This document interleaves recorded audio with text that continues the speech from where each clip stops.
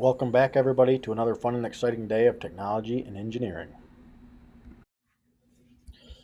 All right, today we're going to move forward talking about concept sketching and build on our communication within technology and engineering.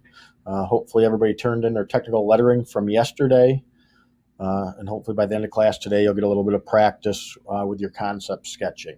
Everybody should have this slide in their e-notebook from the other day, which gave us a quick definition for concept sketching. So if I ask you guys what concept sketching is right now, I'm hoping everybody's thinking of a quick freehand drawing of an idea. Again, the concept being an idea, and the sketch being a quick freehand drawing.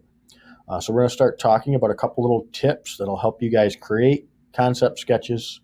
And the first two pieces we're going to talk about today are just creating some basic shapes and putting them together, and then maybe a little bit about proportion. So again, one of the first tips that I would recommend is trying to break down any object into some simple shapes. So right here we see a tape dispenser, and if we look at this, we can see how they've broken this down into some basic shapes. We have this curve right here, so they've created a basic circle to get that piece out of there. We have some basic lines that create some of these other shapes, and by putting these together, we can hopefully come up with a nice outcome to our drawing. The demonstration we're going to use in class today is a basic hammer that we have in the lab, and you guys will see that in a couple minutes. But then I also want to talk about what proportion means. Anybody know what proportion is? Hopefully you're thinking about the size of the parts within an object.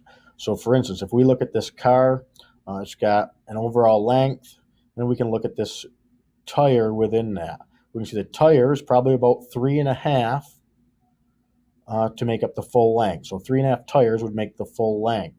So we shouldn't see one tire being the full length or even half the length of that car, right? So the proportion refers to the size of the parts within that sketch or that part that you're creating or object you're creating.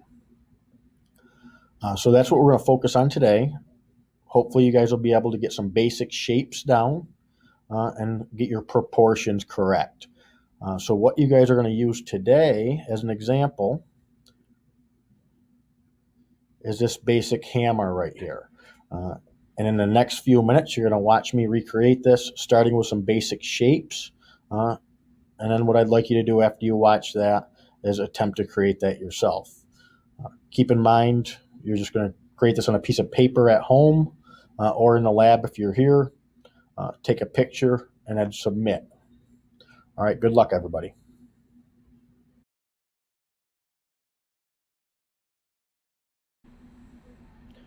All right, so the first thing I'm going to start with is some basic shapes. I'm going to use 2 rectangles to start the handle. The lower half, the rectangle will be a little bit larger, and you can see I used long straight lines. I didn't use a whole bunch of little lines to make a larger line. So now I'm starting the top half of the handle. It's a little bit narrower than the bottom half of the handle. Doing my lines very light to start. I'll go back in later and I'll darken in the outside object lines, we call them. So now I'm starting the head of the hammer. That front part was just a basic rectangle. Now I'm going to start the back part of the claw. And we've got a couple different curves that come together to the bottom part of that. So now once I have some of those basic shapes, I'm going to go back through. I'm just going to round my lines together. Keep in mind you should keep an eye on the hammer and just make sure that you're trying to represent those parts well. We talked about proportion. So we look at the head of that hammer. The length of that is maybe a little bit less than half the total height of the hammer, so that should be represented in the drawing. So now that I get to that point, I've rounded all my pieces together. I'm going to go through and I'm going to darken in my object lines that really define that object and should start bringing it to life.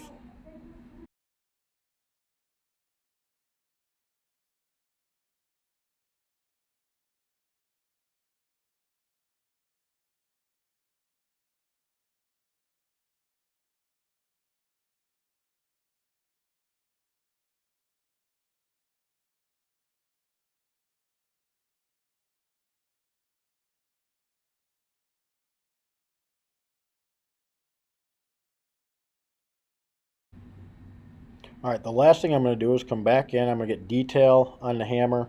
I had some lettering and numbering I needed. The top of the hammer had 16 ounces as the weight. I had the name brand on the metal part of the hammer, Eastwing.